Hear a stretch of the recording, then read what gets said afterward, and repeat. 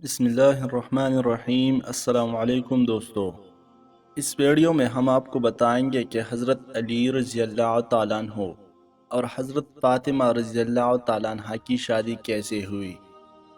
انصار اور مہاجرین کی ایک جماعت نے حضرت علی رضی اللہ تعالیٰ عنہ کو حضرت فاطمہ رضی اللہ تعالیٰ عنہ کے لیے پیغام بھیجنے کی ترغیب دی۔ حضرت علی رضی اللہ تعالیٰ عنہ آپ صلی اللہ علیہ وآلہ وسلم کی خدمت میں حاضر ہوئے اور حرف زبان پر لائے۔ حضور صلی اللہ علیہ وآلہ وسلم نے فوراً فرمایا اہلاً و مرحبا، اور پھر خاموش ہو گئے۔ صحابہ کرام رضی اللہ تعالیٰ عنہ کی جماعت باہر منتظر تھی۔ حضرت علی رضی اللہ تعالیٰ عنہ نے انہیں آپ صلی اللہ علیہ وآلہ وسلم کا جواب سنایا۔ انہوں نے حضرت علی رضی اللہ تعالیٰ عنہ کو مبارکباد دی کہ آپ صلی اللہ علیہ وآلہ وسلم نے آپ کا پیغام منظور فرما لیا ہے۔ ایک روایت یہ ہے کہ حضرت علی رضی اللہ تعالیٰ عنہ کی ایک آزاد کردہ لونڈی نے ایک دن ان سے پوچھا، کیا فاطمہ رضی اللہ تعالیٰ عنہ کا پیغام آپ صلی اللہ علیہ وآلہ وسلم کو کس نے بھیجا؟ حضرت علی رضی اللہ تعالیٰ عنہ نے جواب دیا، مجھے معلوم نہیں ہے۔ اس نے کہا، آپ کیوں پیغام نہیں بھیجتے؟ علی رضی اللہ تعالیٰ عنہ نے فرمایا، میرے پاس کیا چیز ہے کہ میں نکاح کروں؟ اس نیک بخت نے حضرت علی رضی اللہ تعالیٰ عنہ کو حضور صلی اللہ علیہ وآلہ وسلم کی خدمت میں بھیجا۔ او بارگاہ نبوی صلی اللہ علیہ وآلہ وسلم میں حاضر ہوئے تو کچھ آپ صلی اللہ علیہ وآلہ وسلم کی جلالت اور کچھ فطری حیا کے زبان سے کچھ نہ کہہ سکے اور سر جھکا کر خاموش بیٹھے رہے۔ آپ صلی اللہ علیہ وآلہ وسلم نے خود ہی توجہ فرمائی اور پوچھا، علی آج خلاف معمول بالکل ہی چپ چاپ ہے، کیا فاطمہ سے نکاح کی درخواست لے کر آئے ہو؟ حضرت علی شیر خدا نے عرض کیا، بے شک۔ آپ صلی اللہ علیہ وآلہ وسلم نے پوچھا، تمہارے پاس حق مہر ادا کرنے کے لیے کچھ ہے؟ حضرت علی رضی اللہ تعالیٰ عنہ نے عرض کیا، ایک ذرہ اور ایک گھوڑے کے سوا کچھ نہیں ہے۔ اس پر آپ صلی اللہ علیہ وآلہ وسلم نے فرمایا، گھوڑا تو لڑائی کے لیے ضروری ہے، ذرہ کو فروخت کر کے اس کی قیمت لے آؤ۔ حضرت علی رضی اللہ تعالیٰ عنہ نے ارشاد نبوی صلی اللہ علیہ وآلہ وسلم کے آگے سر تسلیم کر دیا۔ اس کے بعد آپ رضی اللہ تعالیٰ عنہ نے یہ ذرہ فروخت کے لیے صحابہ کرام رضی اللہ تعالیٰ عنہ کے سامنے پیش کیا۔ حضرت عثمان رضی اللہ تعالیٰ عنہ نے 480 درہم پر یہ ذرہ خرید لی اور پھر ہدیہ حضرت علی رضی اللہ تعالیٰ عنہ کو واپس دے دی۔ حضرت علی رضی اللہ تعالیٰ عنہ یہ رقم لے کر آپ صلی اللہ علیہ وآلہ وسلم کی خدمت میں حاضر ہوئے اور سارا واقعہ عرض کیا تو آپ صلی اللہ علیہ وآلہ وسلم نے حضرت عثمان رضی اللہ تعالیٰ عنہ کے حق میں دعائے خیر کی۔ حضرت علی رضی اللہ تعالیٰ عنہ نے ذرہ کی قیمت فروخت کر حضور صلی اللہ علیہ وآلہ وسلم کی خدمت میں پیش کی تو آپ صلی اللہ علیہ وآلہ وسلم نے فرمایا، 2/3 خوشبو وغیرہ پر خرچ کرو اور 1/3 سامان شادی اور دیگر اشیاء خانداری پر خرچ کرو۔ پھر حضور صلی اللہ علیہ وآلہ وسلم نے حضرت انس بن مالک رضی اللہ تعالیٰ عنہ کو حکم دیا کہ جاؤ ابو بکر، طلحہ، زبیر، عبد الرحمن بن عوف رضی اللہ تعالیٰ عنہ اور دیگر مہاجرین و انصار کو مسجد نبوی میں بلا لاؤ۔ خود حضرت انس رضی اللہ تعالیٰ عنہ کا بیان ہے کہ اس سے پہلے آپ صلی اللہ علیہ وآلہ وسلم پر وحی آنے کی کیفیت طاری ہوئی۔ وہ کیفیت دور ہوئی تو آپ صلی اللہ علیہ وآلہ وسلم نے فرمایا، جبرائیل امین اللہ تعالیٰ کی طرف سے پیغام لائے تھے کہ حضرت فاطمہ رضی اللہ تعالیٰ عنہ کا نکاح حضرت علی رضی اللہ تعالیٰ عنہ سے کر دیا جائے۔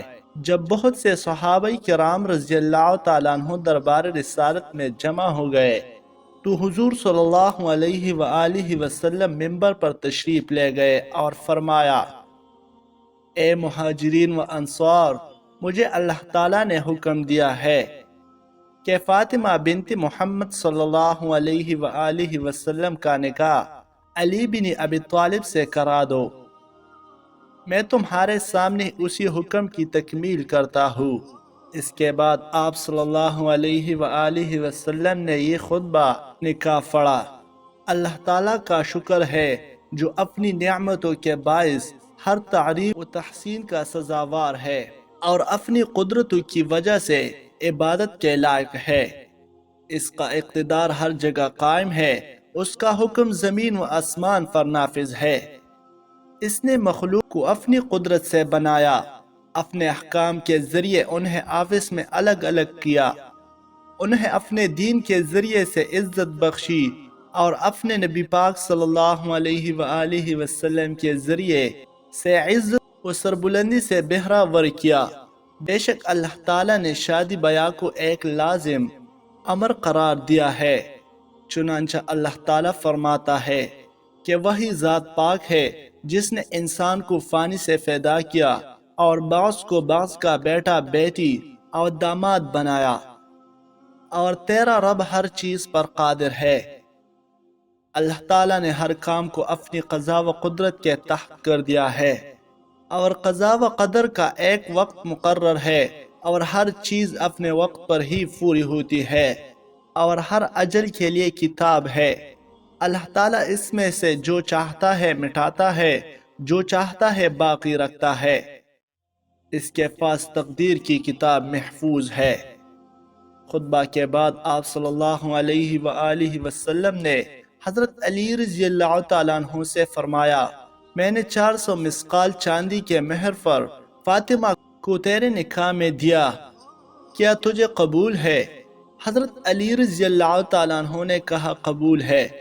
پھر حضور صلی اللہ علیہ وآلہ وسلم نے دعا کی کہ اللہ تعالیٰ تم دونوں کی سعادت کو جمع کرے، تمہاری کوششوں کو سعید بنائے، تم پر برکت کرے اور تم سے پاک اولاد پیدا کرے۔ پھر سب نے مل کر دعائے خیر و برکت مانگی اور ایک طب کھجور حاضرین پر لٹا دیے گئے۔